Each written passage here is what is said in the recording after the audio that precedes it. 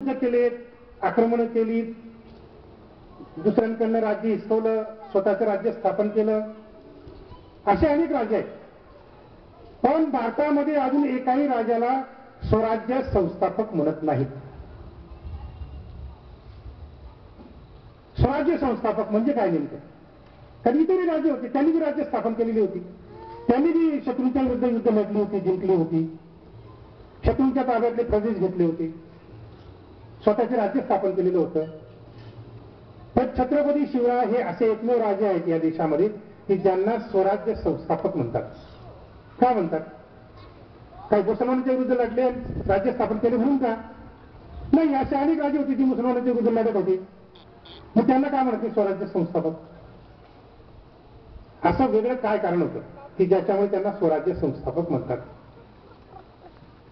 छत्रपती शिवरायांनी भौगोलिक प्रदेश मुसलमान राजांकडून जिंकला, जसे इतर राज्य जिंकतात तसे. पण त्या भौगोलिक प्रदेशामध्ये राहणारी जी जनता आहे तिला जर खऱ्या अर्थाने स्वराज्य द्यायचं असेल, त्या जनतेला जर खऱ्या अर्थाने स्वातंत्र्य द्यायचं असेल, तर म्हणाले आपल्याला वेगळं युद्ध करावं लागेल. जनतेला स्वातंत्र्य देण्यासाठी, जनतेला सन्मान देण्यासाठी, जनतेला स्वराज्य देण्यासाठी जमिनीवरचं युद्ध करून चालणार नाही म्हणाले. तलवार घेऊन लढाई करून चालणार नाही म्हणाले. या जनतेला जर सन्मान द्यायचा असेल, प्रतिष्ठा द्यायची असेल, स्वातंत्र्य द्यायचं असेल, तर म्हणाले फार वेगळी लढाई करावी लागेल. आणि ती लढाई छत्रपती शिवराय हे एकमेव राजे या देशामध्ये की त्यांनी ती स्वराज्याची, स्वातंत्र्याची लढाई आपल्या प्रजेसाठी केली, म्हणून छत्रपती शिवरायांना स्वराज्य संस्थापक म्हणतात. अशी काय लढाई केली शिवरायांनी त्या काळामध्ये? हे तलवारीची लढाई केली, आपण ते पुस्तकात वाचतो.